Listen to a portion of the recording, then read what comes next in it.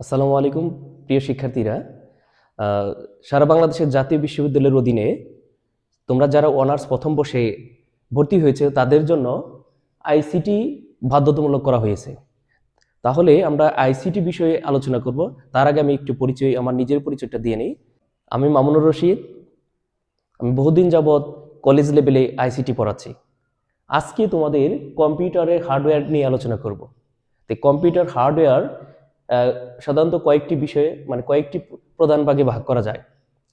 তার মধ্যে input device সবচেয়ে গুরুত্বপূর্ণ একটি বিষয় হচ্ছে ইনপুট ডিভাইস। তো ইনপুট ডিভাইস জিনিসটা কি এটা আমাদের আগে জানতে হবে। ইনপুট ডিভাইস হচ্ছে যে ডিভাইসের মাধ্যমে ব্যবহারকারী কম্পিউটার তথ্য নির্দেশ প্রদান করে। এক কথায় আমাদের যে কম্পিউটার তথ্যে যে প্রদান নির্দেশ করে সেটা হচ্ছে কি আমরা ইনপুট ডিভাইস হিসেবে বিবেচিত করব। ইনপুট ডিভাইস এর কয়েকটি উদাহরণ আছে যেটা আমরা উপস্থাপন করতে পারি। তো প্রথম উদাহরণ হচ্ছে কিবোর্ড। তো কিবোর্ড কি কাজ করে এটা সম্পর্কে আমরা জানবো। কিবোর্ডের কাজ হচ্ছে অক্ষর সংখ্যা কমান্ড টাইপ করা। তারপর হচ্ছে মাউস। মাউস কার্সর নিয়ন্ত্রণ, ক্লিক ও ড্র্যাগের মাধ্যমে কাজ করে থাকে। তারপরে হচ্ছে স্ক্যানার, কাগজের লেখা ও ছবি ডিজিটাল ফরম্যাটে রূপান্তর করা হয়ে থাকে। তারপর হচ্ছে মাইক্রোফোন, শব্দ ইনপুট হিসেবে উপস্থাপন করে। তারপর হচ্ছে ওয়েব ক্যাম, ছবি ও ভিডিও ইনপুট করে থাকে। আচ্ছা, গুরুত্ব, ব্যবহারকারী ও কম্পিউটারের মধ্যে যোগাযোগ প্রথম ধাপ তৈরি করে থাকে। তো ইনপুট ডিভাইসের কাজ হচ্ছে কি এগুলো সবগুলো কাজ করে থাকে সাধারণত। আচ্ছা, ইনপুট ডিভাইসের পরে হচ্ছে প্রসেসিং ডিভাইস। প্রসেসিং ডিভাইস জিনিসটা কি এইটা সম্পর্কে আমাদের জানতে হবে। তো প্রসেসিং ডিভাইসটা হচ্ছে ইনপুটকৃত তথ্য প্রক্রিয়াজাত করে ফলাফল তৈরি করে। ইনপুটকৃত তথ্য যেটা আছে সেটা আমাদের কি করে, যে ফলাফল তৈরি করে। এইটা হচ্ছে আমাদের কি প্রসেসিং ডিভাইস। প্রসেসিং ডিভাইস আবার তিনটি বিভাগে ভাগ করা যায়। প্রথম ভাগ হচ্ছে সেন্ট্রাল প্রসেসিং ইউনিট বা সিপিইউ যেটা।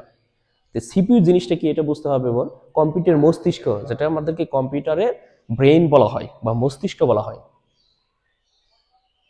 আচ্ছা, তারপরে প্রথম এটা গেল। দ্বিতীয়টা হচ্ছে কি মাদারবোর্ড, তে সব হার্ডওয়্যার উপাদানকে কি করে সংযুক্ত করে। তৃতীয় হচ্ছে র্যাম, যেটা র্যান্ডম অ্যাক্সেস মেমোরি, বা ইংরেজিতে বলে র্যান্ডম অ্যাক্সেস মেমোরি অথবা অস্থায়ী মেমোরি, যে চলমান প্রোগ্রামের ডাটা কি করে ডেটা সংরক্ষণ করে থাকে। তারপরে হচ্ছে পাওয়ার সাপ্লাই ইউনিট, সব যন্ত্র সে বিদ্যুৎ সরবরাহ করে থাকে। আচ্ছা, গুরুত্ব, কম্পিউটারের কর্মদক্ষতা মূলত এই অংশের উপর নির্ভরশীল হয়ে থাকে। Output device. আউটপুট কি? আউটপুট সাধারণত অর্থে বোঝাচ্ছে যে ফলাফল বের করে দেওয়া, মানে মনিটরে উপস্থাপন করা। আচ্ছা, তাহলে সংজ্ঞাটা হচ্ছে প্রক্রিয়াজাত তথ্য ব্যবহারকারীর কাছে প্রদর্শন বা সরবরাহ করে এমন ডিভাইস। তাহলে আমরা কি মনিটরে প্রদর্শন করা আউটপুট ডিভাইস, মানে যে কাজটা করলাম সেটাকে আমরা কি করে প্রদর্শন করতে হবে। আচ্ছা, এর উদাহরণ কিছু কাজ। প্রথম হচ্ছে কি মনিটর। তো মনিটর তো মনিটরে লেখা, ছবি, ভিডিও প্রদর্শন করে থাকে। তারপরে হচ্ছে প্রিন্টার, কাগজে আউটপুট প্রদান। তাহলে প্রিন্টার হচ্ছে কি প্রিন্টারের মাধ্যমে আমরা তথ্যগুলো বের করতে পারি। আচ্ছা, তারপর হচ্ছে স্পিকার, শব্দ আউটপুট করে থাকে। স্পিকারের মাধ্যমে কি যে শব্দগুলো আমরা শুনতে পাই সেটা কি আউটপুটের কাজ করে থাকে। আচ্ছা, তারপর হচ্ছে হেডফোন। তো ব্যক্তিগত শব্দ শোনার জন্য হেডফোন আমরা ব্যবহার করে থাকি। তাহলে এইগুলো সবগুলো হচ্ছে কি আউটপুট ডিভাইসের উদাহরণ। আচ্ছা, এর কিছু গুরুত্বও আছে। সেই গুরুত্বটা জিনিসটা হচ্ছে যে কম্পিউটারের ফলাফল দৃশ্যমান বা শব্দ শোনা যায় এরকম ডিভাইস। আচ্ছা, তারপরে হচ্ছে আমরা আরেকটা বিষয় নিয়ে আলোচনা করবো, সেটা হচ্ছে সংরক্ষণ ডিভাইস বা স্টোরেজ ডিভাইস। আচ্ছা, স্টোরেজ ডিভাইস এর সংজ্ঞাটা হচ্ছে তথ্য স্থায়ী বা অস্থায়ীভাবে সংরক্ষণ করে। তাহলে স্টোরেজ ডিভাইস হচ্ছে কি তথ্যটা স্থায়ীভাবে হতে পারে, অস্থায়ীভাবে হতে পারে।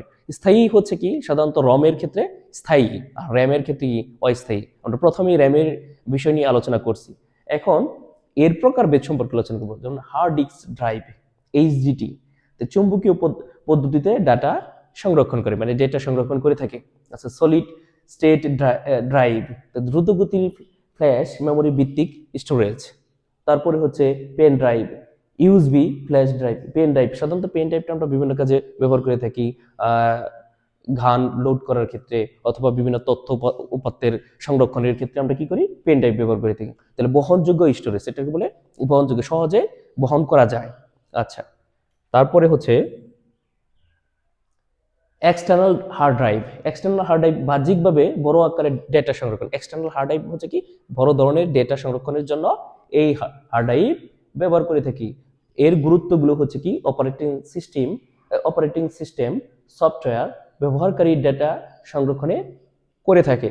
আচ্ছা, তারপরে 5 নাম্বার হচ্ছে যোগাযোগ ডিভাইস, কমিউনিকেশন ডিভাইস। আচ্ছা, কমিউনিকেশন ডিভাইস, তো কমিউনিকেশন ডিভাইস জিনিসটা কি সেটা সম্পর্কে আমরা জানবো।